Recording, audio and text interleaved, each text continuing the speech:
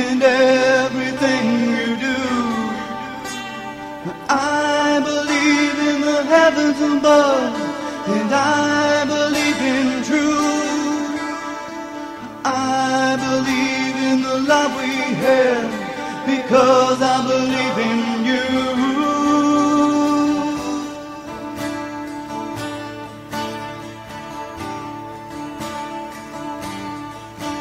So tell me, do you feel the way that I feel?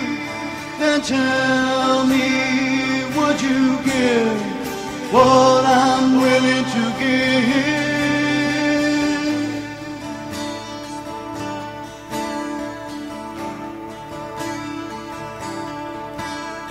And I believe in honesty, and I believe it's true, and I believe if you set it free, it will come back to you. And I believe that things were meant to really be, and I believe in the love we have, because I believe in you.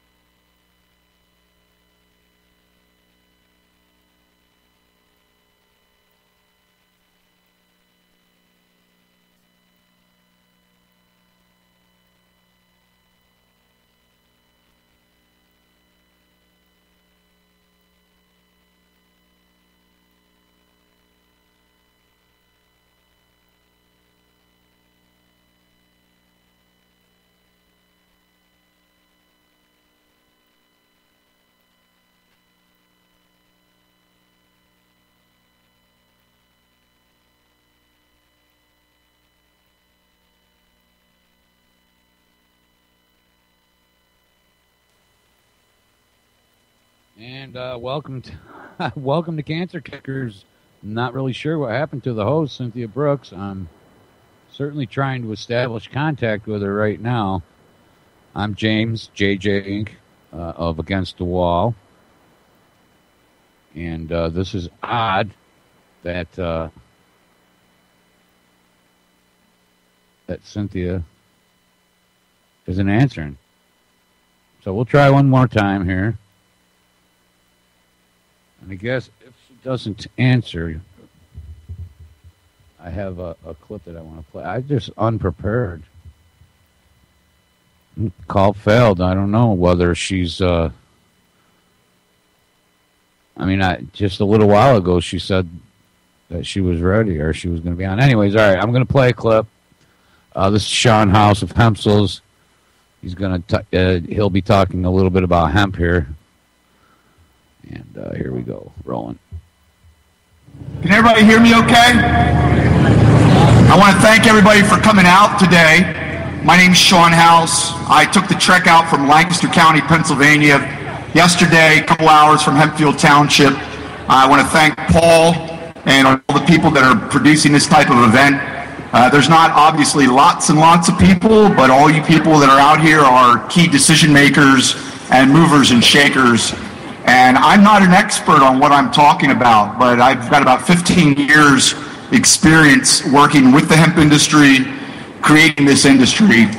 And yes, as Jimmy was saying, my goal is to free the hemp seed with the least amount of complication as possible with our farmers.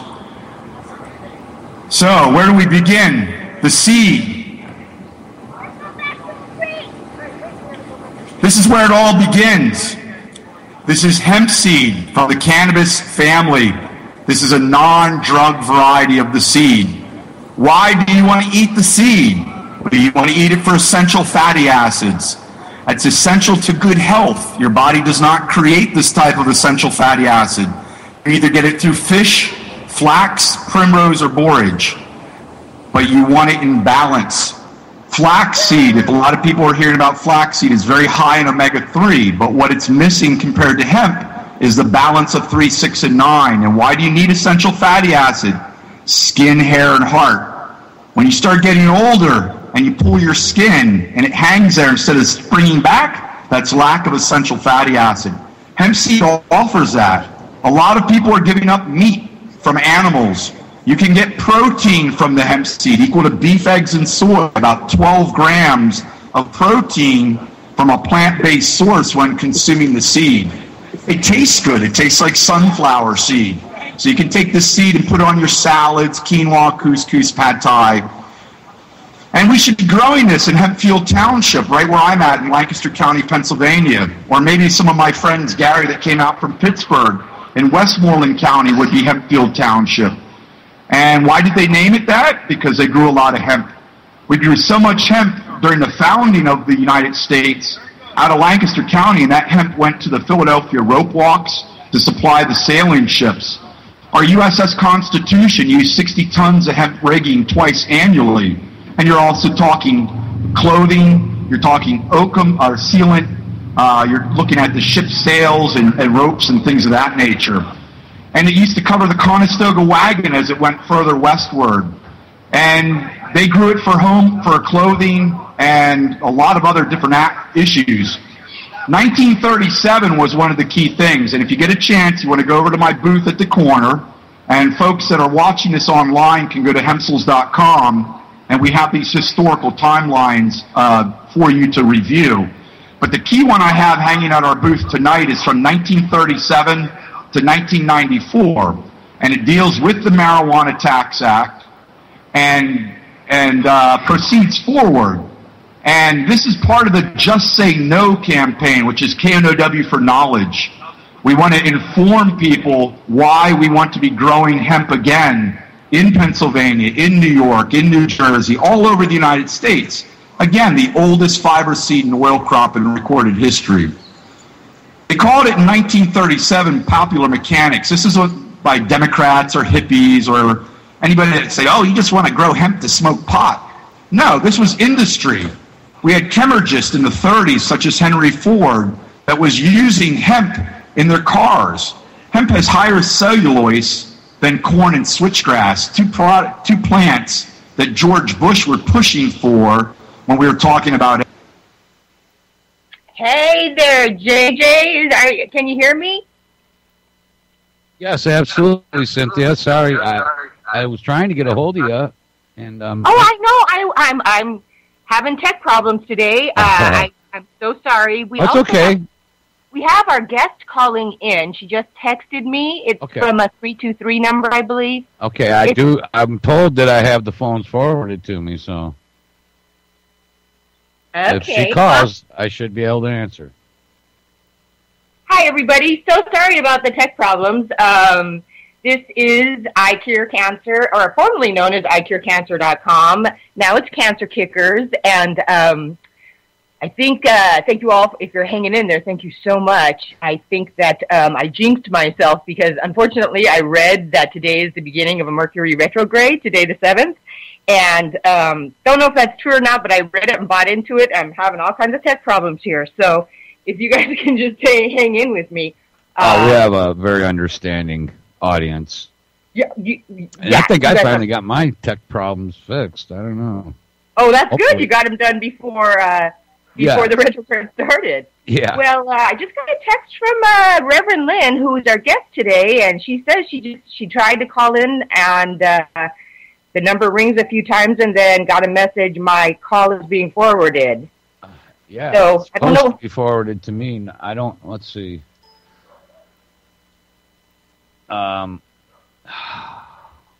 They were supposed to be forwarded to me already. I don't know the guy. Jules is on vacation today. Yes, I know. I was in communication with her. Let me see. I'm trying to. I think Jimmy might be able to. Okay, guys. Well, thank you so much for hanging in. Okay, tell her. You tell the Reverend to give me like 3 minutes and then to call right back. I'm taking care of this right now. Okay, super duper. So anyway, like I said, we're having a little bit of problem here, but we're going to muster through this. And thank you again, everyone, for hanging in there with us and getting through all this stuff. So what's funny is I'm trying to talk and text at the same time. I'm texting our guest, Reverend Lynn. Some of you guys, there we go. I'm sorry about that. Some of you guys have really liked her. I know there's one particular guest, host to the TV radio station there that really liked her. I don't know if the two contacted. I don't know if they ever got back together. We're also busy running around in our lives and whatnot. So I'm trying to ask her to call back in 3 minutes. And so anyway, she is she's in the scene, and she was one of my first spiritual teachers, if you will. I went, as you all know, I went kind of in my 20s very much the atheist and angry at God and angry at ex-Catholics, the whole 9 yards. And then I just sort of had that kind of spiritual awakening by default, actually. And so I actually went to her class, which I was told was a female empowerment class. And I didn't realize, I had no idea what it was going to be. And what it was the Essene, it was teaching of the Essene doctrines and the Essene way of life and their philosophy. And once again, for those of you who know, the Essenes wrote the Dead Sea Scrolls, and Jesus Christ was an Essene and whatnot. Okay, I just got a text from Reverend Lynn. And she can call right now. I have the phones forwarded to me now. Oh, you do? Yeah. Oh, you do? So anytime she wants to call in. Could you talk a little bit for me, JJ, and just so I can concentrate on getting back to her? And thank you. Yeah. Well, I'm not really sure about the Mercury retrograde. I couldn't get a hold of Cynthia, so I started the show trying to talk about some of the superfoods. One of my main superfood, which is hemp seed and hemp fiber for the protein and the fatty acid. So I didn't really have anything prepared. I was not expecting to do anything now. Taking care of the organs in your body is probably the most essential tip that I can give anybody to try to be healthy is to get your body the stuff it needs, and superfoods is the way to go. If it's a lazy man's way to get everything you need, in my opinion. And I don't like to take vitamins. The vitamins that come the processed, created in a lab vitamins. You should be able to get your vitamins from your food. You should be able to get all the nutrients you need from your food. And also, mind and body, they go together. So, if your body feels good, then your mind feels good, and it helps with your confidence. When you build your confidence, it allows you to live your life a lot less stressful, a lot more stress-free. And that's what I try to practice. And I say, we found out. I find this so interesting. And, well, actually, maybe not. It really, because the basis of everything is vibration. But I was reading quite a while ago, when there was a number of different schools across the country that had decided to, try and experiment and get away from all the processed foods and, a lot more fruits and vegetables and, lean proteins, lean meats, things like that. And I think it was within something like 2 weeks, all of a sudden, in every school that they tried this, children who they were thinking or were diagnosed with, ODD and, did I say that right? Attention deficit. Yeah, ADD. Yeah. Sorry. Just so that you know, Reverend Lynn is on the line, Cynthia, and Now, you probably didn't know that I'm Mr. Trainwreck, so you pulled another train wreck out of the ashes, like a phoenix rising from the flames, and I'll leave it to your show. Well, you're not that much of a train wreck. You did get us on the track, so we're okay. Absolutely, yeah, that's right, JJ. Yes. Well, thank you so much for calling in, Reverend Lynn, and so sorry again about the tech problems. And before we got on the air, especially with me, because JJ ended up having to open the show because I could not get my internet working. And yeah. And then I finally got it up and going again. And I said at the beginning of the show, I feel like I jinxed myself only because I had read that today is a beginning of a Mercury retrograde. And it is. Okay, I didn't know that. Yeah, and I really don't know, you know what I mean, how affected I would be by it if I hadn't read that, but because I did. Yeah, I did, and even though I placed an intention that this is going to be a very soft and learning retrograde, I'm going to slow down and, you know, get my lessons or what is more for me to expand on, but I didn't do that, and I'm having all these tech problems. I see. Well, the intentions are always good. They're always good. So I'm sure it still helped a little bit. But I didn't know Mercury was retrograde today at all, or the beginning of it, and starting from my early morning. I don't know. Even though we're both born under the quote-unquote planet of Mercury, I have not, well, let me back up. In all the years I've been on this planet, I have only consciously been aware of being affected by Mercury retrograde twice during any of the Mercury retrogrades. And so I am a person who does not say that it's not true that things happen, because they do. But I don't always say, I don't feel as if I've been under the effect of it. And most of the time, I don't even know when it is in retrograde. Yeah. Today was a little strange.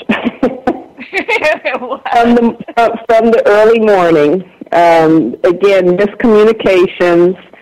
So, and it's interesting because I was thinking even up to the point of, I've been trying to call into the show for like the past 20 minutes and couldn't get through and all of these challenges. And, and so I'm thinking to myself, what is going on? What's in the air right now? So now you say it's Mercury retrograde and it all comes together. Right. Right. But this will be the only incident during the Mercury retrograde that I will have any inkling that it could be the cause of miscommunication and electronic issues for today. The rest of the time, it's not even going to be a problem, right? Exactly. We already got ours over with. Yes. Absolutely. Yeah, for me, it really just does depend on what frequency I'm riding on and whatnot, because I have sailed through retrogrades, and there was a couple of years ago, there was an astrologer, and she was going on, this was back in 2012, and she was going on about, back in 2012, I believe it was 2012, yes it was, about, we had a blue moon in the month of August, and a blue moon meaning that a blue moon is a full moon twice within the month, and it's rare. That's why they say once in a blue moon. Actually, it's the moon is not. Yeah. I knew you knew that, but I didn't know if some of our listeners knew that. And so that's what a blue moon is. And she was going on and on how it's going to be this terrible moon, and watch out for your money and your, this, that. And I kind of stopped reading her because, I just wasn't a match and whatnot. And I ended up that day winning $100 on the lotto. So, you know what I'm saying? I was not affected by that horrible blue moon that she was going on and on about. Well, that was excellent. Yes, again, the question does come up, though. To what extent does our belief systems have an effect on how we choose to flow with energy at any given point in time? Because knowing that something is retrograde and everything you're not supposed to do, like you're not supposed to sign new contracts, you're not supposed to engage in a new project, you're not all, whatever those things are, and be aware that, electronics, communication, anything in those areas can go phooey, haywire, crazy during Mercury retrograde. It's almost like the skull and crossbones, poison, danger, danger, stay away kind of thing. But then how much happens to us is a consequence of the belief system more so than the effect of the planetary condition. And that's always a question, I've asked myself because, like I said, I've only had a couple of times when I've been aware of it during a Mercury retrograde that I've had electronic issues. And the truth is, I didn't even know it was Mercury in retrograde. I had the electronic issues and mentioned it to somebody, and they're like, well, of course, it was Mercury in retrograde. And the first time I was like, well, what does that have to do with anything? Right. So, but it's a nice condition if you want to use something to blame, You could always, so I can say, well, the miscommunications and things that happened today, that's because of Mercury retrograde, not because maybe on other levels there were things going on in my space that may have created me to move in a flow that was not as effortless and as easy as it could have been today. That's another possibility, right? Absolutely. And it brings me to a topic that I would love to discuss with you, and I think lots of people are going to like this. Excuse me. Because of, there's all these vibrations around us and what vibrational frequency we're on. And, I know when I'm like today in scattered energy and the energy of the planet that this day happens to be a bit scattered, then I'm going to match that exactly and go scattered, And so what's that? No, I say, yes, I hear you. Right. And it really is for me about being first aware of it, stopping right in my tracks, taking a couple of deep breaths, looking at anything around me to appreciate, do that for a while so that I can raise that frequency and not get caught in the entanglement of the current, the scattered current. And I know that definitely works. Abraham had said, you cannot worry and appreciate at the same time. So I've been working they're just two very different frequencies. So I've just been when I'm catching myself worrying, when I catch myself, that's the thing, is then look around at anything, I have a door in my apartment that I really like, and I just look at that and appreciate it. And it's right, the worry starts to really subside. And I want to share with everyone, and one of the reasons I wanted Reverend Lynn on is I've been doing her 30-day miracle course, and it's been quite an interesting journey. And she has on her website, it's free, 30-day miracle course, and you do these exercises every day. And what's interesting is I'm on my tail end, and I happened to last week stumble upon an author who wrote Mind Control. And it was such an interesting, different approach, and yet almost exact to some of the later exercises that Lynn gives you in this 30-day process. And I remember a long time ago, I don't know how I heard about it, and I started doing it a long time ago, and then all of a sudden things started going really well for me.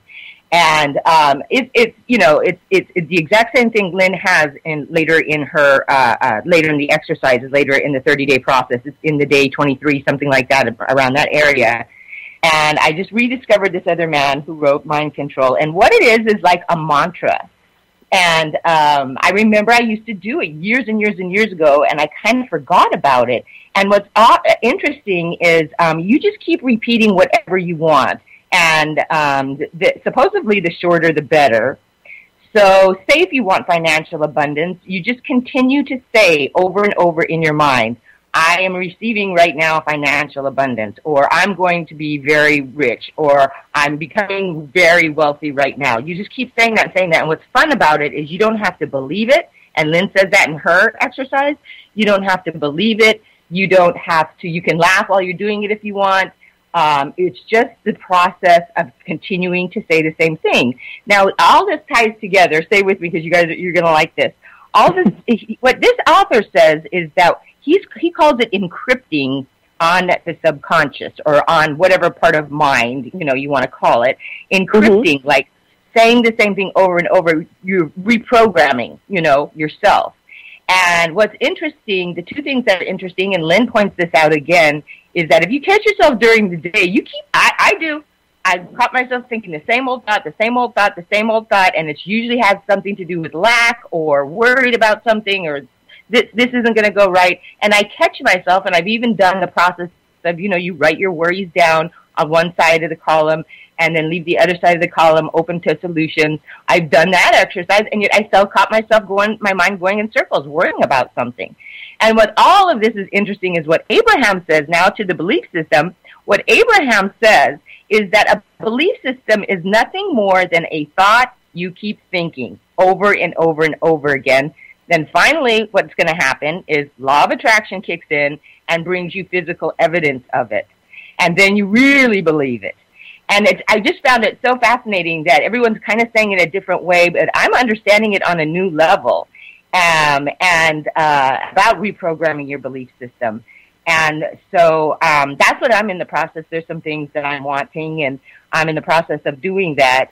And I just love that in all these kind of different word phrases or languages, kind of saying the exact same thing, and that the conscious mind, you do have control over your conscious mind. And why not keep thinking over and over and over again what you want as opposed to what you're worried about? You know what I'm saying? It feels better. And we know that two energies cannot occupy the same space at the same time. So that's why worry cannot occupy a space where you have appreciation. It cannot be done. And when you, as you were saying, reprogram your mind by thinking and saying the same thing over and over, like a mantra, it not only are you attracting the energy, but you're shifting your frequency from whatever channel, I'll put it that way, whatever channel you might be on, to an entirely different channel. And what you'll find is that then every time, or I think of it even as my computer, I got this new tablet that I love to play with, and on the tablet, every time I open it, I always go directly to my email, which I absolutely love, and that's because I have it set up that way. If I want to change the channel, then I would need to change it by going to another app or opening another window or whatever it might be in order to make that change. So the mantra would be, of whatever you want to say, would be a great way to change it. And one of the mantras that I used to say all the time is, I have the Midas touch. Ooh. Because it's simple and it just resonates. Every time I say, I have the Midas touch, all I see is gold. And riches and wealth, and so no matter what I do, I have the Midas touch. So it's like if I put my money into something, I have the Midas touch. It's going to be multiplied. If I even attempted to, I forgot what movie I was seeing ages ago, but let's say I was trying to throw my money away and even burn my money, I have the Midas touch, because somebody will ring the doorbell, like what used to be Ed McMahon, and say, you won $10 million, and whatever that sweepstakes was, like, right. You have the Midas touch. So that's my mantra, is I have the Midas touch. What's interesting? I also, I know all of these phrases, and phrases mean, which is important, phrases mean different things to different people. And Yes. When you said that, Midas was a god. I mean, where did that phrase come from? I have the Midas touch. I really don't know. I know it's a good thing. Midas, I don't know where the phrase came from, but I know that Midas himself was the god, the king of riches and gold. I think he was associated with gold. And somewhere along the line, that gold has been associated, of course, with money. Well, of course, on the planet, we used to all of the paper money, regardless of what country you live in or are from, was all based on the gold standard. We've gotten away from it now, well, some countries have, and definitely the U.S. has. But I don't know. I don't know who first coined the phrase, the Midas touch. Yeah. No, I was just curious. Like I said, I thought Midas was a god. I just didn't know which god, a Greek god, I think, right? That I don't know. Okay. Well, the guy was good. Put it that way. I don't know if it was Greek. I don't know that it was Greek. I don't know, but see, now I'm going to go look it up. Right, exactly, on your new tablet. Right, which is not with me right now. Well, what would you advise someone that, say they're wanting love in their lives, to meet romantic love? What do you think would be a good mantra for that person to repeat? Wow. Again, as you were saying, each mantra is so individual to the person because it's really important that the words which are used have a particular resonance for that individual. Yes. But in general, if someone would like to meet their life mate and partner,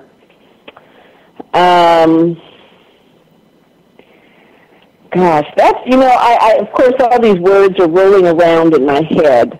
So it may be something like, I enjoy the company of my life mate. It may be, I love the companionship that my partner and I experience. Yeah, those are good Being ones. with my life mate is always exciting. It's just whatever the words are that work for someone, but definitely it should be said in the affirmative present tense, not future tense. That's the primary thing. And so it's, whatever that particular person is ready to do. Now, for sure, I will say this, when you say your mantras, you are changing your belief system, you're changing your frequency, you're shifting so that you're attracting that particular experience. But also understand that in order to fully attract that experience, as you say the mantra and your belief system shifts, it is going to create a chain reaction in terms of many other things shifting internally and what may appear externally. So in other words, if a person keeps themselves locked up in the house all day and all night, and all they do is, work on the computer, and they have little interaction with other human beings, but they say the mantra continuously, just understand that mantra may compel them to go out and say hi to everybody, on the block or at the store, or all of a sudden, someone they haven't seen for ages will call and say, I'm taking no for an answer, you're coming with me and we're going to such and such a place. To move them where they may not normally be moved or compelled or shifted to do something so they can meet their life mate. You see what I'm saying? Oh, completely. I have two things I want to say. One, you're going to get a big laugh out of this one. This was way back. This had to have been, excuse me, at least, let's say about at least 10 years ago. And at that point, I was wanting to attract, a life partner, and I wanted him to be handsome and all this stuff. And I was spending a lot of time in my apartment on the computer, that kind of thing. And remember hearing Abraham say, it can just show up at your door. Well, what's so fun about this is one of my best friends, she and I, we were actually getting ready to go on a little weekend journey to my friend's wedding, and it was out of town, and so not too far, so we could drive.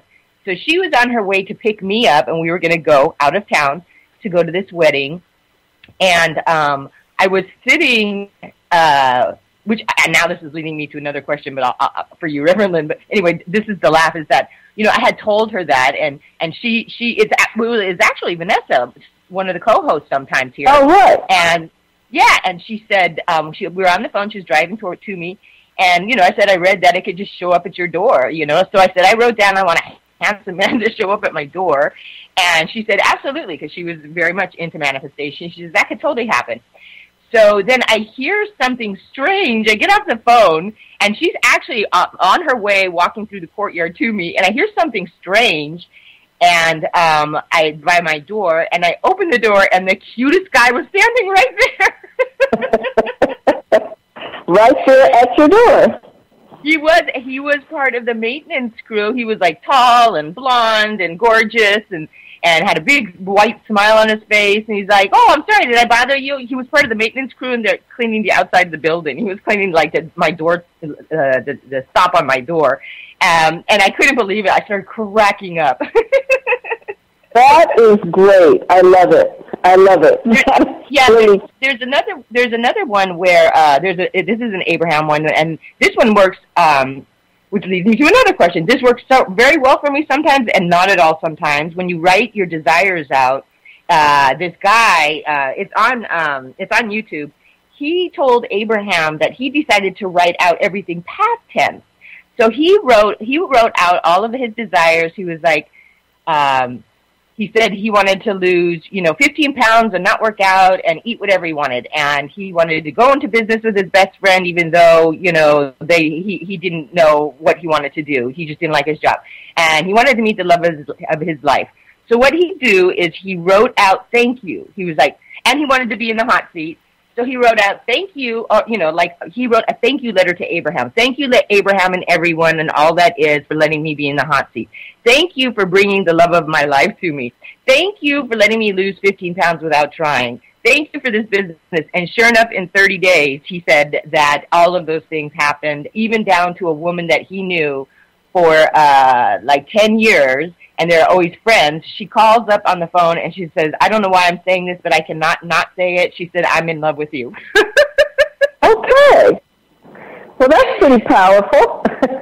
Very. And the friend called and says, I want to, let's start a business even though we don't know what we're doing. I want to do it. And he didn't work out, and he ate whatever he wanted, and he ended up losing, I think, 18 pounds, not even 15 pounds.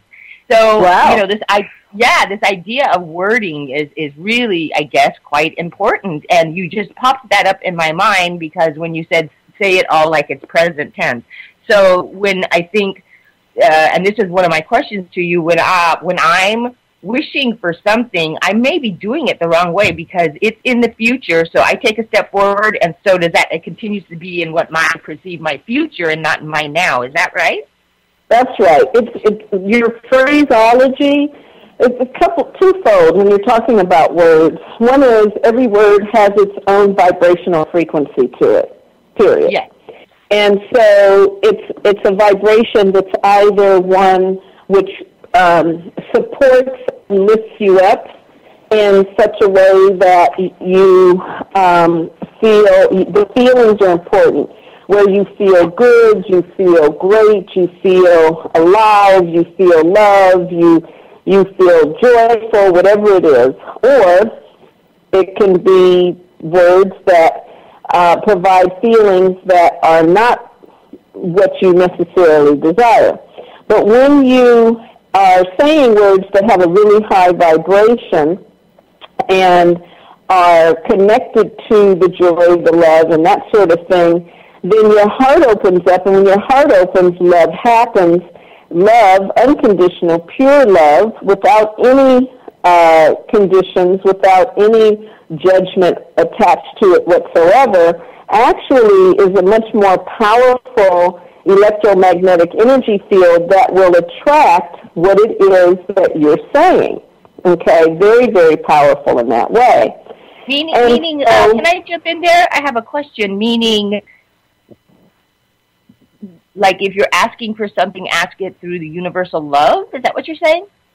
I'm saying ask it utilizing words that provide feelings that spark joy, love, excitement, enthusiasm, triumphant victory, that really give you the highest level of feelings possible. Those high level of feelings, good feelings, they have a resonance that trigger the heart to open and move into a place of unconditional love.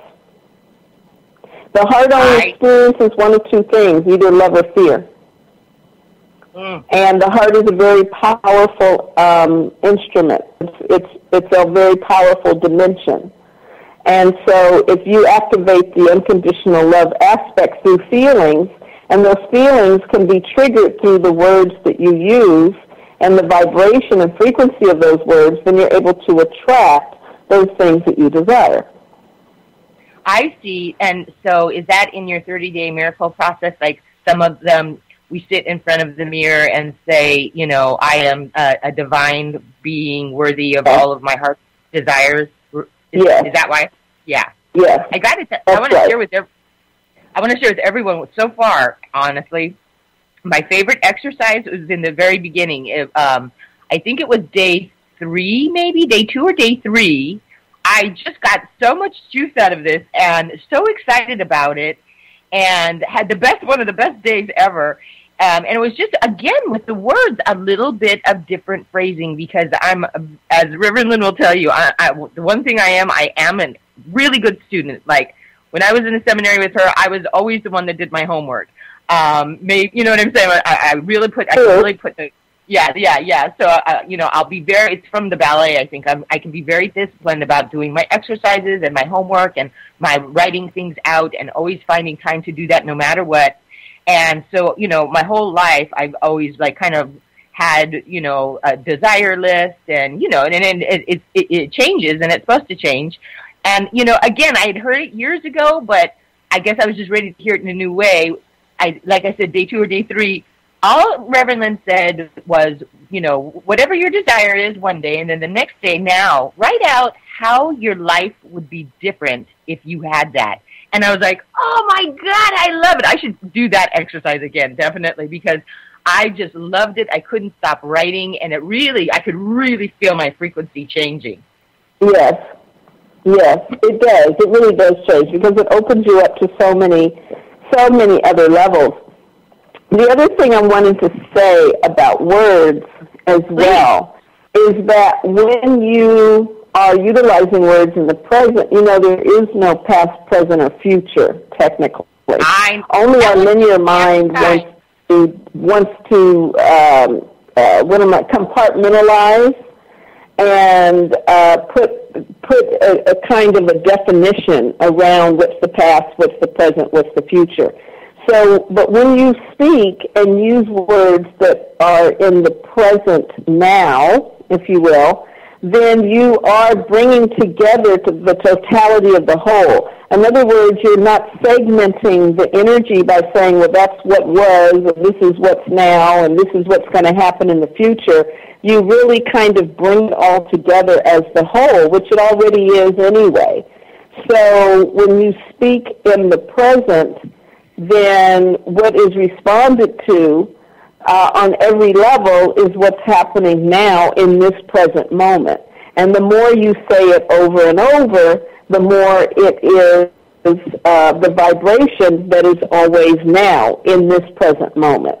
So that's another reason why it's important to say it now, as opposed to saying it like future tense, because in future tense our minds will say, that hasn't happened yet, but it will one day. That hasn't happened yet, but I'm hoping it will. That hasn't happened yet, but sooner or later I'll catch up to it, but it hasn't happened yet. And so if you keep saying it in the future, what you're really saying from your conscious and subconscious, even superconscious is the level where spirit is, you're constantly saying, you know, it will in the future sometime, but not now.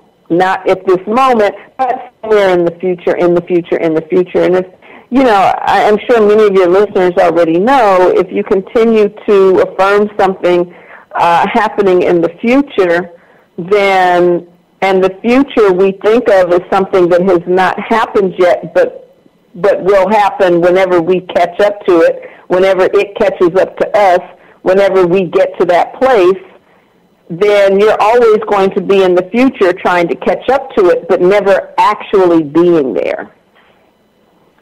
So that's why you want to, you know, utilize your mantra, being in the present, in the now. Yeah, and as everybody knows, I still am struggling with wrapping my mind around this whole time thing, even though, you know, Einstein's got all the facts and figures, and some people seem to have just such a lovely, as you do then, really smart, lovely understanding of what time really is. And for some reason, you know, because like they say, everything is happening in your now, and I still don't understand it. You know, I just don't get it. And what's interesting is I had this, and I told Lynn about this. Everybody knows I love to play the lotto. You know, even if I won a gazillion, I'd still play because I love games and it's fun. And I woke up, this was back in the fall, and I woke up with some voice, you know, giving me a technique. And I actually got, 4 numbers from this technique. It hasn't worked since, but it worked then. And I told Lynn about it, and I'd love for you to expand on this. Lynn said to me, Lynn said, ask your future doppelganger what she did to win the lottery. And what I perceived, and correct me if I'm wrong, is what you were saying is that some future me, even though I'm not supposed to use the word future, but some future me had already won the lotto, and that's why it was the desire of mine right now. And correct me if I'm wrong, but I wish you would expand on that because I still can't get my head around this time thing. Okay. So, again, past, present, and future. It's all happening simultaneously in the same... let me see if I can break it down this way. All right, so if you just look around the room that you're in right now, in the center of the room, there may not appear to be, you know, if you don't have a chair or pillows or something in the middle, right in the middle of your room, then it may appear to be kind of empty space because there's nothing really there taking up that space. And so what you're looking at is just the room that your physical body is in right now. But the room that you're sitting in, which is the present, also has varying other rooms on what we'll call different dimensional planes. And for some people who are very open clairvoyantly, they can see those other rooms. For some people who are very open in terms of hearing, clairaudibly or clairaudience, they might be able to hear some of the goings-on in the other rooms. So think of the room that you're in as the present. Think of that space in the middle of the room that looks empty as there's actually another room that's in that space. And although you may not be able to fully see it or hear it or touch it or smell it, it still exists. That could be the past. And then even in that same area or that same space of the room, there's yet another dimension, if you will, and we're going to call that the future. In reality, all 3 of the rooms, the one you're sitting in that you're experiencing in this moment, as well as the room that represents the past and the room that represents the future, they're all actually simultaneously occupying the same area. It's just that you may not be able to see all of them at this moment in time. Okay? That's why when you do things in the present, you actually bring together the whole that means the past and the present and the future. Okay, so if you can follow me with that, their energy happens and comes together in all different types of ways and different forms and different aspects, including the past and the future, including these different dimensions. And there is an energetic body. You have a physical body, but your physical body is really a body that is an energy that's different from what I'm going to call your ethereal or light body, which is in the physical body. It looks very much like the physical body. When you also have a energetic body that did things in the past, again, occupying a different dimension or space, and you have a future body doing things that have already come about.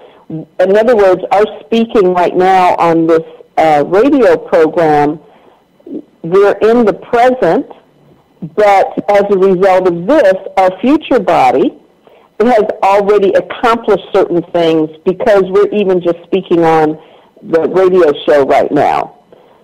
It's the same thing in terms of a future body that has been able to accomplish the pathway, if you will, of winning the lottery. Since it is in your heart's desire to win the lottery, and by the way, winning the lottery from your heart unconditionally also means no judgment. So there's no judgment on whether it's the right thing to do or the wrong thing to do, or it's really, gambling, so it shouldn't be good, or maybe I don't deserve it because of this, or I should have it all because of that. It's none of that stuff. It's just saying, this is my desire, boom, and therefore I win the lottery, and there is a future Cynthia that has won the lottery, because it is already energetically part of your heart's desire, and you have been taking steps in the past and now in the present that have already caused it to come about in the future. They're all occupying the same space at the same time. And when you connect with your future self having won the lottery, and you have a conversation with her, and you ask her, what lottery did you play? What were the numbers you played? What date did you play them? Then, and you have just a direct connection with her, again, without judgment, without any kind of uncertainty. Remove all doubt. Remove any fear, remove any guilt and anything else, but just a clear connection and go, hey, Cynthia, what did you do to win that lottery? What date did you play it on? What were your numbers? Which one of the lotteries did you play? And so when you connect with her, which you can do in this present right now, because she exists right now also. She's in a different dimension. She's a different energetic plane, but she still exists also right now, even though she represents the future you. So when you have a conversation with her, she can tell you, and then you can simply move into that spot at that day, at that time, with that lottery, with those numbers. Interesting. I hope I didn't just confuse you. No, it's just so fascinating, and I love it. I'm eating it up as we're talking. So I got to say, as usual, especially this time because we were cut short because of my technical problems, the time is running out. My computer says it's 2:54 right now, and I just want to give Lynn a chance to talk about her website and the 30-day miracle course, and so anybody who wants to get or contact her. So tell us all about it, Lynn. Okay. The website is centeroflightmiracles.org, O-R-G, centeroflightmiracles.org. And on the home page, there's a sliding banner, and you will see where it says free 30-day Creating Miracles plan.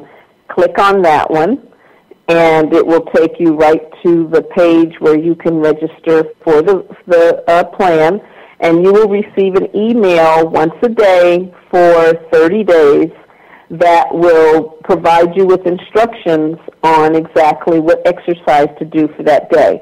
Now, I do want to tell you some of the exercises you can do, even though you get them every day. If you really like an exercise, you can do it for 3 days, 5 days, 2 weeks if you want, before moving on to the next one.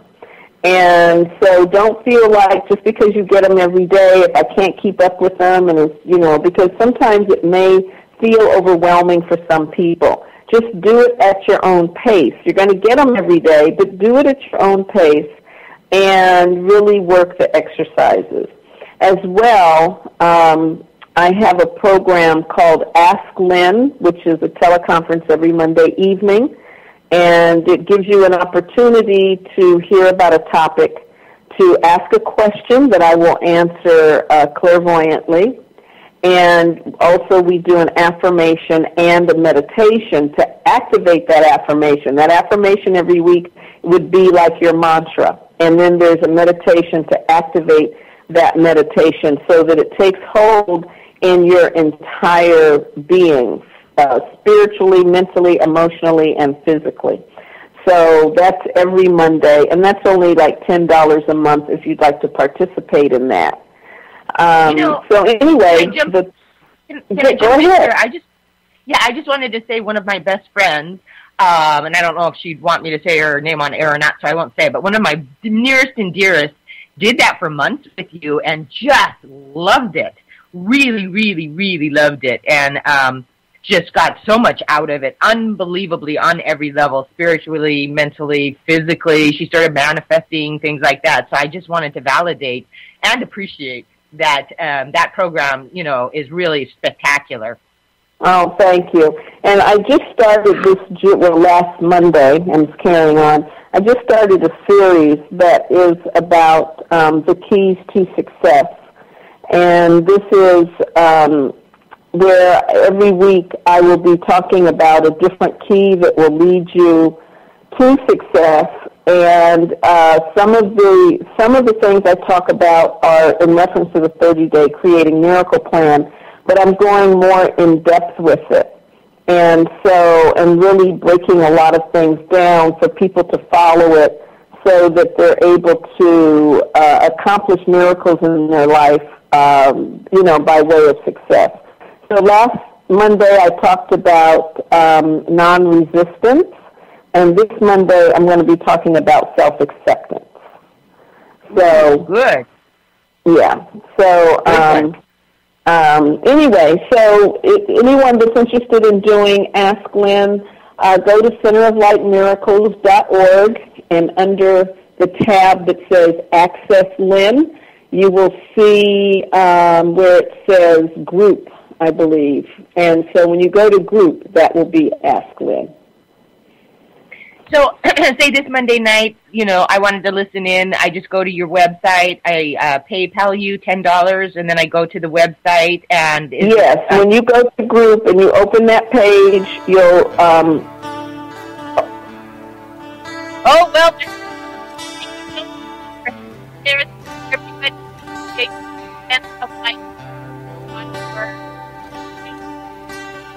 I believe in angels. And I believe in you. I believe in the simple things and everything you do. I believe in the heavens above, and I believe in truth. I believe in the love we have because I believe in you.